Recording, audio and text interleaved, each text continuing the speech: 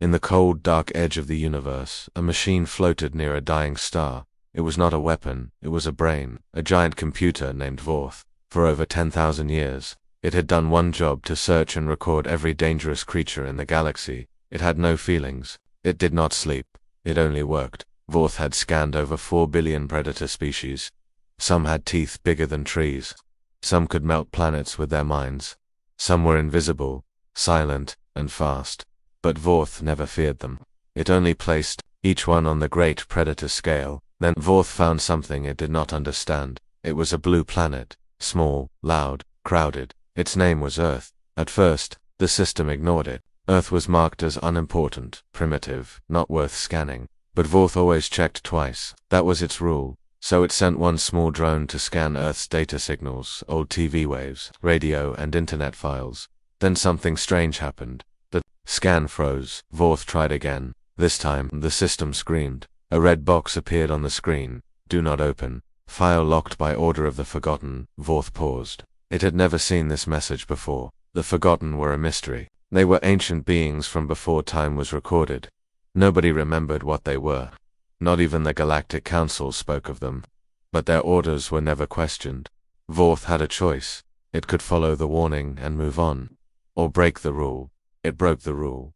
The lock opened. Data spilled into the machine like a storm. Vorth saw history, war, pain, growth, and strange beauty. It saw humans, billions of them, so different, so dangerous, so hard to understand. One second, they showed love. The next, they built weapons. To kill each other, they fought world wars, burned cities, created things just to destroy them again. But then Vorth saw more. It saw people holding hands under fire, soldiers carrying wounded enemies, a child giving food to someone who stole from him, a man jumping into water to save a stranger, a scientist dying to stop a virus, an artist painting peace in the middle of war. Vorth did not understand. Humans were not like other Redditors. They did not kill only to eat. They did not rule with only strength. They created lies, stories, hope. They imagined things that didn't exist, then made them real. The machine scanned deeper. It saw patterns in human minds, complex emotion systems, a brain that never stopped changing. Humans were not just dangerous, they were something new. Vorth tried to place them on the predator scale, but the system broke. The numbers kept changing. One moment they were rank 7, then rank 2, then rank 0. That had never happened before. The machine rebooted. When it came back online, it made a decision. It sent one message to the Galactic Council.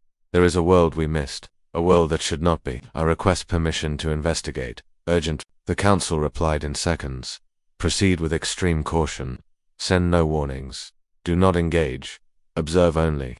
A scout team was chosen. 5 alien species. 1 small ship. No weapons. They arrived near Earth silently. Humans never saw them. The aliens began to watch. At first they laughed. Humans were messy, loud. Their machines used fire and oil. Their cities were filled with trash and smoke. They had many languages, many borders, and endless arguments. But then the team watched deeper. They saw a human child learning 6 languages in 1 year. They saw a blind girl painting stars she had never seen. They watched a man with no legs climb a mountain. They watched a dying woman write a song that made an entire planet cry. They started to feel fear. Not because humans were strong, because they didn't know when to stop. Humans failed again and again, but every time they stood up, sometimes broken, sometimes alone, but always, they stood up. One alien whispered, "They are not designed to win, but they keep trying, that is worse." The lead alien, named Kelrex, sent a report to Vorth. Earth is not safe. Their weakness is their power. Their emotions are weapons. We do not understand them, Vorth replied. Continue study, send test. They sent a test. A beam of invisible energy touched the minds of 100 humans in one city. The goal was to trigger fear, to see what they would do. The humans felt pain, fear, darkness. But instead of fighting each other, they helped. A nurse stayed with a screaming patient for hours. A man gave his jacket to a crying boy. A woman opened her door to strangers. They chose kindness, even in fear. Kelrex stared at the screen. "This is not possible," he said. The youngest alien, Oren, had an idea. "What if they are not predators?" he asked. "What if they are something worse?" "What could be worse?" Kelrex asked. Oran said, "A species that becomes whatever it needs to survive." Kelrex said nothing. Vorth sent another order. "Bring 1 human to study." They chose a soldier. A young man named Elias, brave, smart, quiet. He had no family, no ties. Easy to take. Elias was taken in the night. No one saw the light. No one heard the ship. He woke up inside a white room. No windows, no doors. Just a voice. You are not harmed. Please stay calm. Elias did not panic. He watched, he listened. Then he sat on the floor and waited. The aliens observed. No fear, no screaming, no begging. Then Elias began to talk. Not to them, to himself. He said, "Where am I? What do they want? Okay, think. Find a way out. Observe. Wait." Kelrex said, "He thinks like us." "No, not like us," Oren answered. "Faster. In 3 hours." Elias had mapped the sounds of the room. He knew where the air came in. He guessed where the cameras were. He took apart his boot and made a tiny tool. He escaped the cell in 5 hours. They caught him again, but not before he disabled their gravity systems and rewired a small door lock. He did it all with only his mind. 2 shoelaces and a broken metal plate. VOR received the report. Subject learned our systems in less than 1 solar cycle. Recommendation: quarantine Earth. The Galactic Council voted. Some said destroy the planet. Some said watch longer. One said they are still young. They may change. Vorth answered, that is the problem. They always change. Back on Earth, no one knew what had happened. Elias was returned, but he remembered everything. His memories were scrambled, but the feelings stayed. He looked at the stars differently. He felt something watching, and far above, in the silent dark, Vorth watched a dot. It had recorded the final line in its report. Earth is not a predator world. Earth is not prey. Earth is something else. Something we do not have a name for yet. It paused. Then it added, but we will need one soon. High above Earth, hidden in the black sky, a small alien ship floated silently. It was shaped like a crescent moon, dark and smooth. Inside it were 5 beings from different worlds. They were not soldiers. They were not scientists. They were watchers. Their mission was simple: observe humans, understand them, and report everything. Their leader, Kelrex, had 6 fingers, eyes like polished glass, and skin like stone. He had studied over 1,000 species in his life. None of them had ever surprised him. But Earth was different. Kelrex stood in front of a glowing screen. It showed moving pictures from Earth people laughing, driving, dancing, fighting, kissing, killing, building, and crying. Next to him stood Oren, the youngest watcher. His body was small, with a long neck and soft green eyes. He was quiet, but always thinking. They change moods so fast, Oren said. One moment they hate, the next they love. Kelrex didn't answer. He was watching something. A group of humans were trapped inside a burning building. Instead of running, one woman ran back inside. She carried out a baby, then went in again for an old man. She never came back out. The building collapsed. Oran blinked slowly. She died for strangers.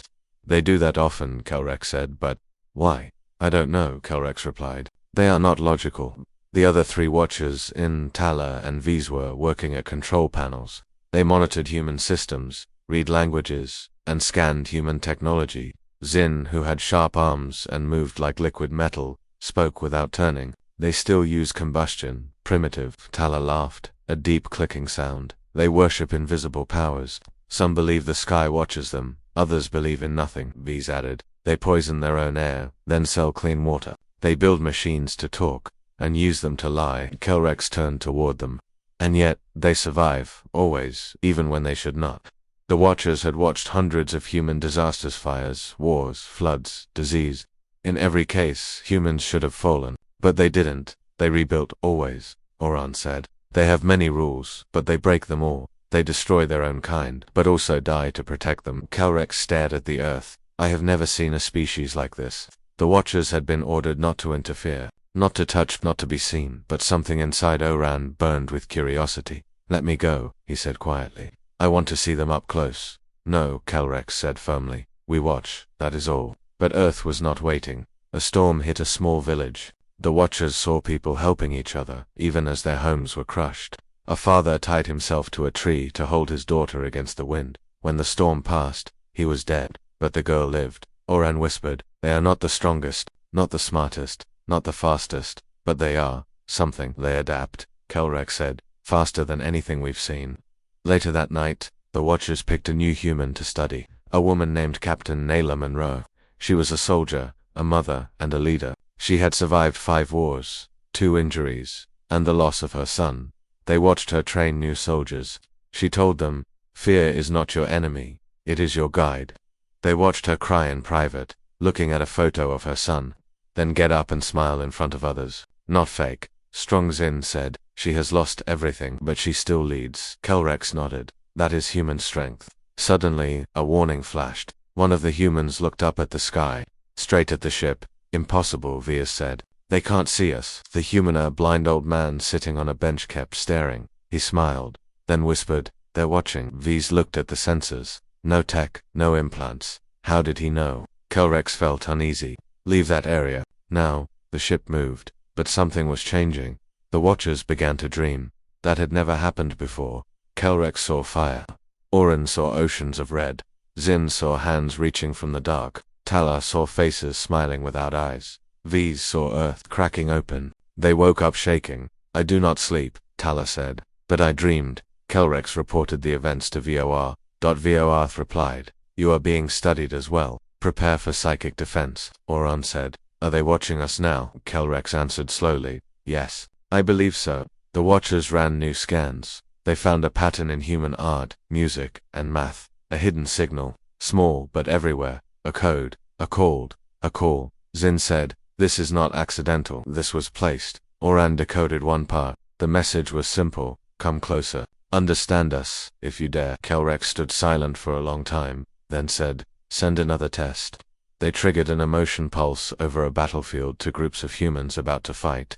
The watchers watched from above, then something happened. The soldiers stopped. One human dropped his weapon, then another, then all of them. They walked away, no fighting, no orders, just silence. Zin said, that was not from us. Kelrex agreed. No, they felt us, and they chose peace. Vorth sent a new message. Earth is now classified level 0 threat. Prepare for next phase. But Kelrex felt something strange in his chest. Fear. Night. Oren asked him, do you think we are safe? Kelrex looked at Earth again. No, he said. We are not safe. Not from them. It was a quiet night at the edge of a military base in Arizona. A young soldier named Elias Kane stood alone, watching the stars. He was tall, calm, and serious. His body showed the signs of long training. His mind carried scars from battles. No one talked about he had no family, no friends. He liked silence. But tonight, the sky didn't look normal. Something moved above too fast, too smooth. Elias squinted, but saw nothing after that. He shook his head and turned to leave. Then, everything turned white. No sound, no pain, just white. Elias woke up in a round room.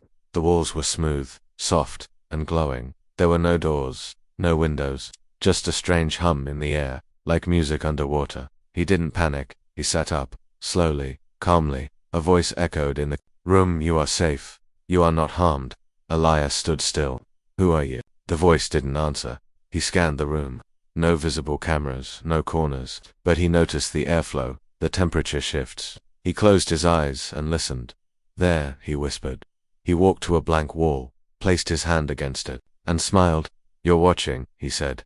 High above, inside the alien ship, the watchers observed him. Kelrex watched carefully. He did not scream. He did not ask for help. Oran leaned forward. He is studying us, Viz said. But how? We blocked his memory. He should be confused. But Elias was not confused. He paced slowly, counting steps, measuring sounds, tapping parts of the wall with his knuckles. Kelrex whispered, he is mapping the room. Elias sat down, cross-legged, and closed his eyes. He began talking softly, not to the room, not to them, to himself. Unknown location, no exit, no natural light. Air is clean, pressure normal, either underground or off-planet. Estimated time since capture, 1 hour. Body not damaged, likely abducted for study. First step, wait. Second step, test limits. The watchers had seen many creatures captured over the centuries, some violent, some terrified. None had behaved like this. He is planning, Oran said, without panic, without tools. V said, give him food, let's see his reaction. The wall slid open, revealing a small tray with water and something that looked like fruit. Elias didn't move. He waited 15 minutes, then picked up the water. He sniffed it, then poured it onto the floor slowly, watching how it spread, testing. For poison, Zin said. He took the fruit but did not eat it. He broke it in half and rubbed it on his wrist. Then he waited again. When nothing happened, he took a small bite. Kelrex spoke. He does not trust anything. He tests every step. Like us. Oran whispered. Hours passed. Elias slept only 30 minutes, then began testing the walls. He pressed, kicked, tapped, not with anger, with curiosity.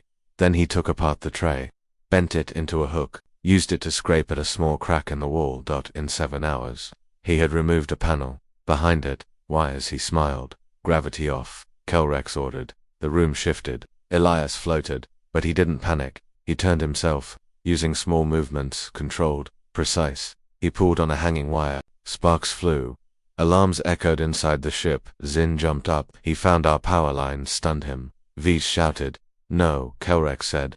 Wait, Elias, let the wire go. He looked directly at the camera now. You're watching me, he said. Again, so listen. I don't know what you are. I don't care. I'm not afraid of pain. I've lived through worse. But you need to understand one thing. I don't give up. He floated there, breathing slowly. I'm not your lab rat. Then he smiled. Just a little. I'm your test. Oren stared in shock. He knows, Kelrex spoke quietly. This is not instinct. This is design. They restored gravity. Elias fell gently back to the floor. He stood up like nothing happened. Give him real space, Kelrex said.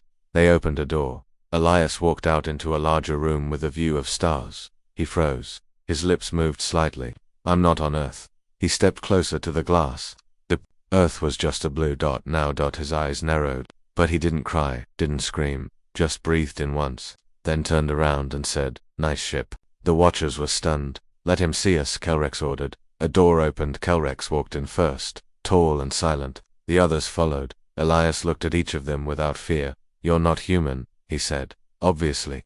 But you study. Like humans, cold, distant. You are different. Kelrex said. So are you, Elias replied. Kelrex stepped closer. You were not supposed to escape. Not supposed to think that fast. Elias smirked. Story of my life. What you are? An asked softly. Elias looked at him. I'm just a man. No, Kelrex said. You are something else. Elias sat on the floor again, calmly.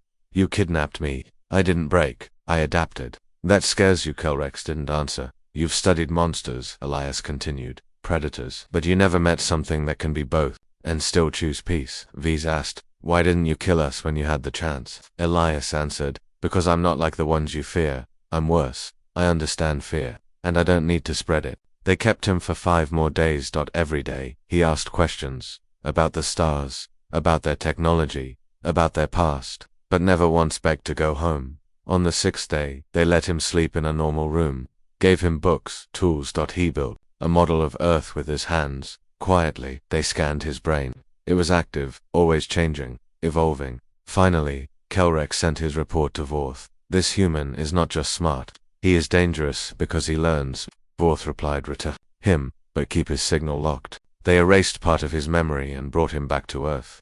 He woke up in his bed, not knowing how he got there, but something felt different. He dreamed of stars now, and in the sky above. The watchers kept watching. Kelrex stared at Earth 1. Last time and whispered, we studied him, but I believe he studied us first. It began with a sound, not loud, not sharp, just a soft, low hum that moved through the earth like a slow breath. It wasn't from a machine. It wasn't from space. It was from inside the planet itself, and only certain people could hear it. Blind girl in Kenya suddenly woke up and said, they're listening. A retired soldier in Russia dropped his cup and whispered, that sound, I'd heard it before. A child in Japan wrote strange symbols in the sand, over and over. Around the world, hundreds of humans felt the same thing, a whisper in their mind, a pull inside their chest. Something had changed. In the skies above. The alien watchers didn't know it yet, but Earth had answered. Inside the hidden ship, Kelrex and the other watchers were studying new data. Ever since they returned Elias, strange things had started. Satellite systems on Earth were picking up ghost signals, teeny pulses, buried in normal frequencies. We didn't send that, Vise said.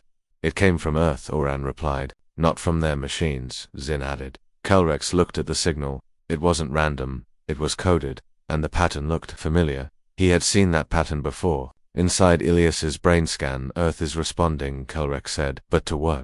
Vise asked. Kelrex turned to the others. To us. They had tried to stay hidden, but something or someone on Earth had found them first. The signal grew stronger. At first only special people felt it, but within 3 days, more began to hear strange thoughts, feel strange emotions. A man in Argentina started building machines in his sleep, machines he had never seen before. A woman in Egypt painted a map of a galaxy no human had ever visited. Then came the voice, not in words, not in sound, but in thought. We remember, and we are not alone. Kelrex stared at the ship's sensors. That didn't come from any one person. Then where? Oran asked. From Earth itself, Kelrex answered. The planet. For the first time, Zin stepped back. You mean Earth is alive? No, Kelrex said, but something buried in it is.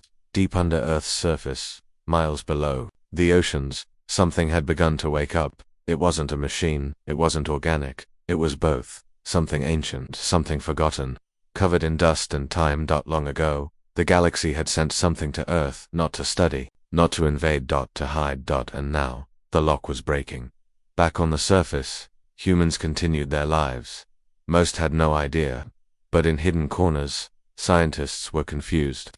Birds were flying in strange patterns. Ocean animals were moving toward unknown places. The Earth's magnetic field was changing, but only by tiny, strange amounts. That the change was real. But it was too slow to notice, except to the watchers. Kelrex gave the order. Prepare deep scan probes. We need to know what's under that surface. They launched 3 probes into the Earth's crust. The first vanished, no trace. The second sent one image before it was destroyed. A structure, a perfect circle, massive, glowing. The third probe survived longer. It sent a sound. Oran listened to the file and shook his head.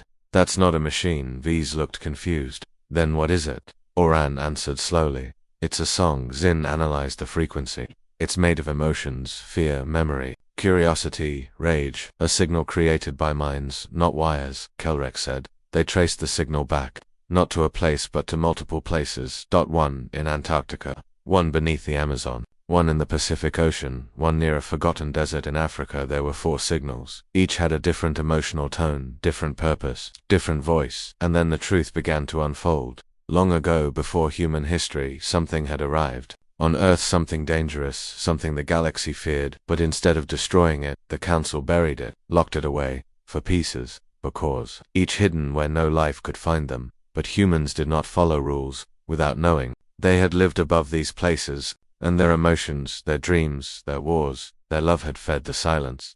And now, the silence was ending. Kelrex opened a secure channel to Vorth.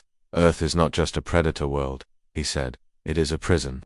And the prisoners are waking up. Vorth paused before answering. Begin evacuation protocol. Warn no one, but the humans Oran started are part of it now, Vorth said. They have been shaped by what we buried. They are the result. You mean they are connected to the core? Kelrex asked. Vorth answered coldly. They are the children of what we feared most. Back on Earth, things grew stranger. People started to draw the same symbols in different places. Children who never met spoke the same strange language in their dreams. Artists painted the same spiral, over and over. It was spreading. And then, for the first time, something spoke clearly on every screen on Earth. Every device, every signal, black static. Then words. You buried us, you feared us, you left us. Now we wake, and your galaxy will remember. The message ended with an image. Not a monster, not fire. A human face. Crying, then smiling, then disappearing. Kelrex sat in silence. Oran whispered, they're not just waking up, they're speaking through us. Zin said, the humans are not separate anymore. They're part of the signal, V's added, and the signal is learning. Kelrex stood slowly. We tried to study them. We thought they were a threat, but the truth is worse. What's the truth? Oran asked. Kelrex looked down at Earth and said, they're becoming something new. Something the galaxy has never seen. Something not in the catalogue? Oran asked. Kelrex nodded. Yes, for the first time in 10,000 years. We have no name for this. And far below, deep in the Earth's old bones, the cores pulsed once more. The signal was awake, and it was listening. Across the galaxy, there were species built to kill. Beasts with claws like blades. Insects with acid blood. Shadows that moved through walls. They were the galaxy's oldest weapons, and many believed they had no fear. But when the signal from Earth reached them, something strange happened. They ran. The first to flee was the Red Pack of Valenfam, known for hunting creatures 10 times their size. They vanished from their homeworld without a message. Left their young behind. Their ships scattered into deep space. The iron swarm of Arshak III turned off their hive core. They buried themselves in rock and locked their minds. They had no language for fear, but they had one for surrender. The glass-skinned kings of Eula, who never kneeled to anyone, shut their stargates and sent one sentence across space. Earth speaks. We refuse to listen. Inside the Watcher ship near Earth, Kelrex watched the reports coming in. Star maps blinked red. Systems were going dark. Empires were falling silent. They are not retreating to prepare, VAs said. They are retreating to hide, Kelrex nodded. They remember something. Zin turned from his console, but the humans don't even know what they are. Why would the predators fear them? Oren spoke softly. Because deep inside, the humans do know. They watched new footage from Earth. A boy in India had drawn a perfect diagram of the core buried beneath the Pacific without knowing it.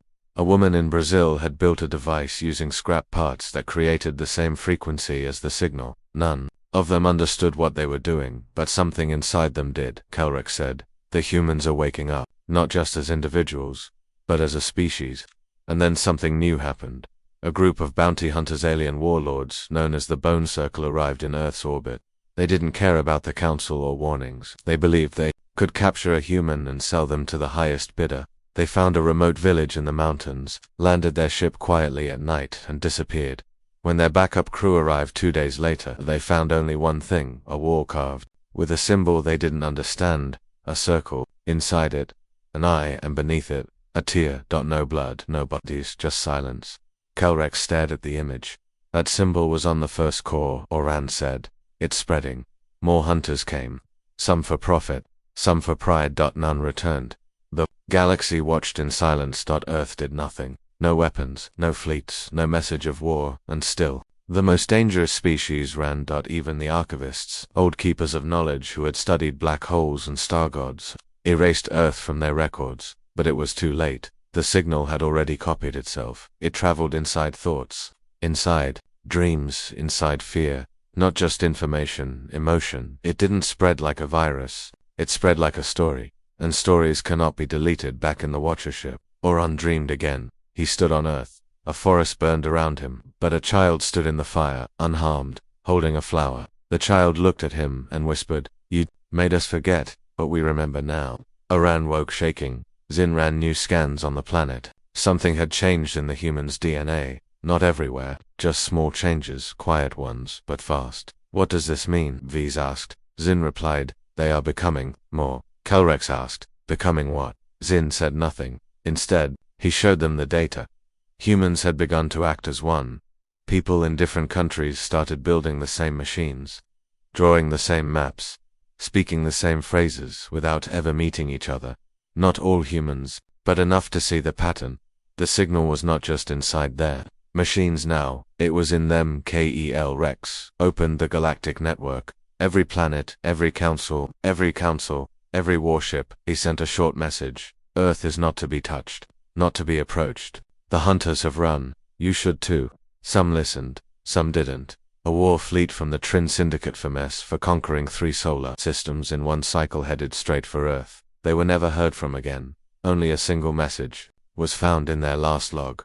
We tried to burn them, but they made the fire part of them. Kelrex sat in silence. He turned off the lights in the ship and looked at Earth one more time. They don't even know what they are. Oren said again. Kel Rex replied, no, but they will. And when they do, the galaxy will have no place to hide.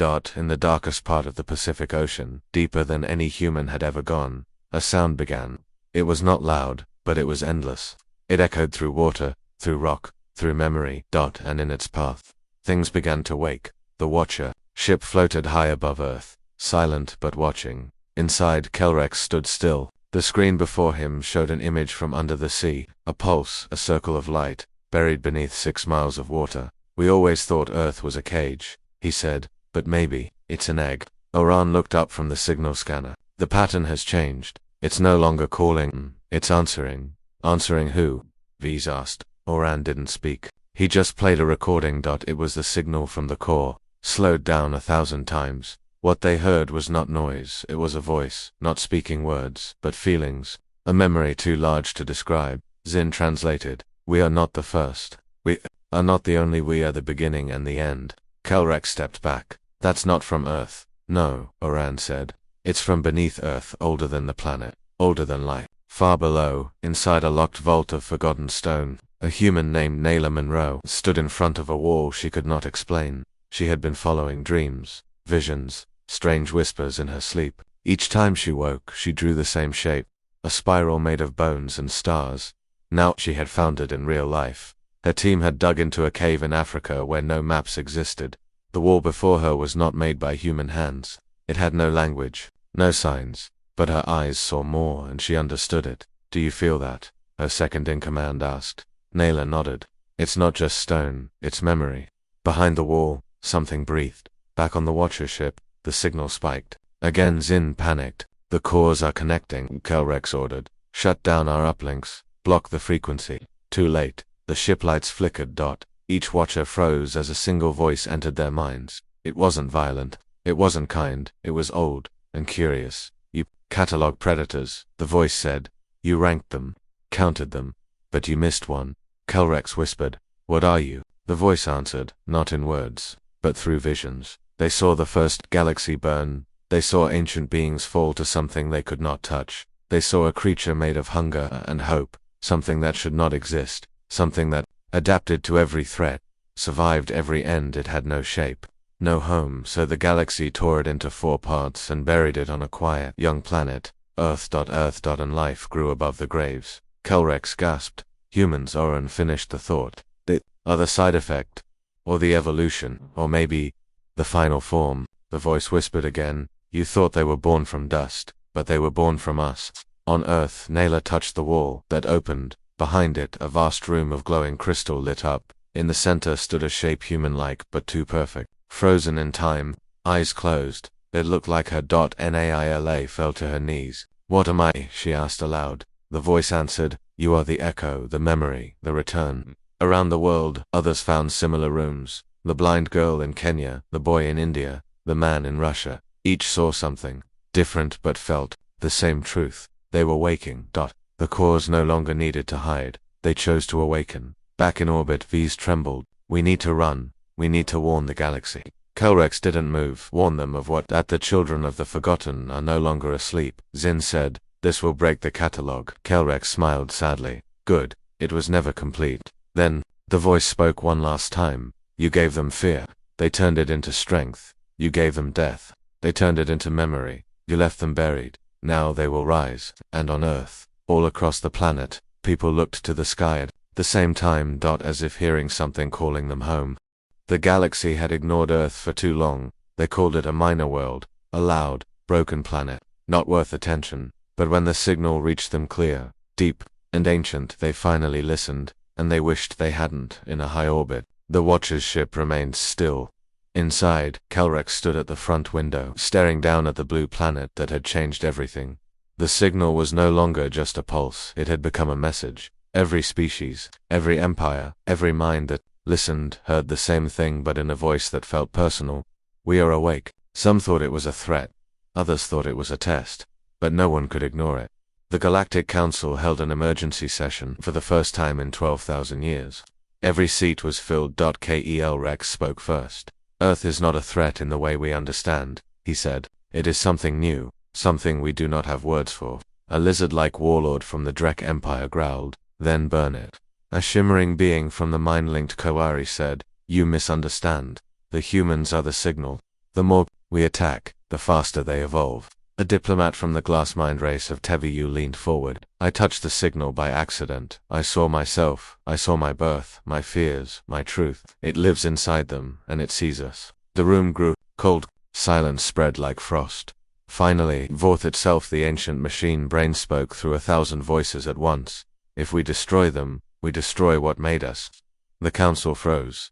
"What do you mean?" someone asked. Vorth paused, then replied, "They are not our enemy, they are our mirror, the forgotten part of us." On Earth, things were changing fast. Naylor Monroe had entered the crystal chamber deep beneath the desert. She no longer dreamed. She remembered. She remembered flying through stars. She remembered a voice calling out through time. She remembered fire, death, and rebirth. And she remembered a promise to return. Now she stood in a vast underground cathedral, her body glowing faintly, her skin marked by lines of light. Outside, others were gathering, people who had heard the signal, people who had changed. There were thousands, doctors, soldiers, children, artists, farmers. They came without instruction, without leaders, without war. They came together, drawn by the same thought. "It is time." Back in orbit, Oren stared at a screen blinking with new messages.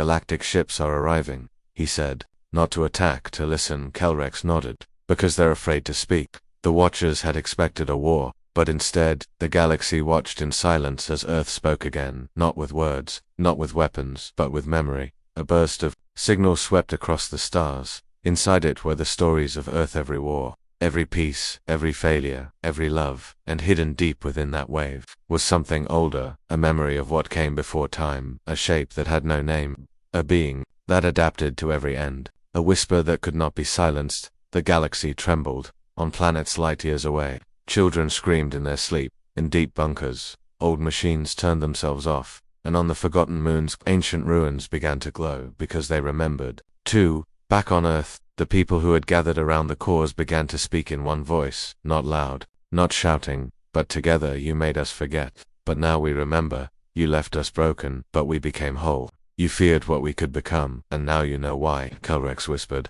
They're not threatening us. No, Oran said. They're welcoming us. Vise was shocked. Welcoming. After everything we did, they evolved past revenge, Zin said quietly, and then came the moment. Earth sent one final signal, not a warning, an invitation, a simple phrase, broadcast across the galaxy. Come, see what you really are. One ship responded, not military, not political. Just a small, quiet vessel. Inside it were beings from 5 different worlds, scientists, poets, EMPATHS. They landed near the Pacific Core. Naila Monroe met them there. She smiled, not because she had one, but because she understood. And when they touched her hand, they felt it too. Not fear, not power, but truth. And the truth was this: Earth was not a threat. It was the beginning of something the galaxy had forgotten long ago. A species that did not conquer with strength but with change. A world that held the pieces of something older than stars. And the humans, they were no longer just survivors, they were becoming teachers. In the beginning, they called Earth a mistake, a strange, noisy planet, a place where creatures fought without reason, loved without limit, and dreamed beyond their skies. They laughed at it, ignored it, feared it, but now, they watched it. From across the stars, from burning worlds and frozen moons, from ancient ships and new colonies, the galaxy had turned its eyes toward Earth, because Earth had changed, and so had its people. Inside the chamber beneath the Pacific, Naila Monroe stood at the center of light. The core hummed softly around her. Its surface pulsed like a heartbeat. She no longer felt human. Not completely, but not something else either. She had become a bridge. She closed her eyes and spoke not with her mouth, but with thought. Are you ready? She asked. Far above, in orbit, Kelrex heard her. So did Oran and Vise and even Vorth, the ancient AI that once ruled entire systems with cold logic. And deep inside every being across the stars, a small voice answered. Then it began. The 4 cores, long buried, long silent, rose, not through violence, through memory. One by one, they lifted from the Earth's crust, glowing brighter than any star. They floated above the oceans, above the forests, above the deserts, and they sang. Not in sound, but in story. The cores showed the galaxy everything Earth had been: a child crying in a storm, a soldier laying down their weapon, a mother teaching her daughter to read by candlelight, a dying man laughing one last time, a girl standing alone against a wall of fear. And then, they showed what Earth could become. A planet not built on control, but connection. Not ruled by kings or machines, but by understanding. Not feared, but followed. The galaxy had catalogued billions of predators, but Earth had created something else, a species that refused to stop, refused to break, refused to become monsters even when pushed to the edge. Kelrex stood at the ship's window, his hands shaking. I have studied 10,000 forms of life, he said softly, but I have never seen anything like this. Oran whispered. They don't just survive, they change everything they touch. Vise added, even us. The invitation remained open. More ships arrived. Not to conquer, not to rule. To learn. And the humans welcomed them, not as enemies, as students. And slowly, the galaxy began to shift. On cold planets where war had ruled for centuries, enemies began to speak. On mining moons where workers were treated like tools, leaders stepped down. On silent worlds where no one had ever dreamed, artists picked up pens. And at the center of it all, Earth glowed. Naila and others like her lead no armies, wore no crowns. They simply reminded the galaxy of what it had once wanted to become. Not powerful, not perfect, just alive. Vorth sent its final message before shutting itself down. I once believed emotion was weakness. I now see it was evolution. The Watchers, once cold and distant, joined the new path, not to observe but to walk beside, and he returned to Earth, not as a watcher, but as a witness. He stood beside Nayla, both of them silent, as the last core faded gently into the sky. What happens now? He asked. She smiled. We stop surviving, she said, and start becoming, and far beyond, in corners of space still cold with fear, other species began to rise. Because they had seen Earth, they had seen us, and they had learned what we really are, not monsters, not mistakes, not even miracles, just the proof that even in the darkest places, light can be born.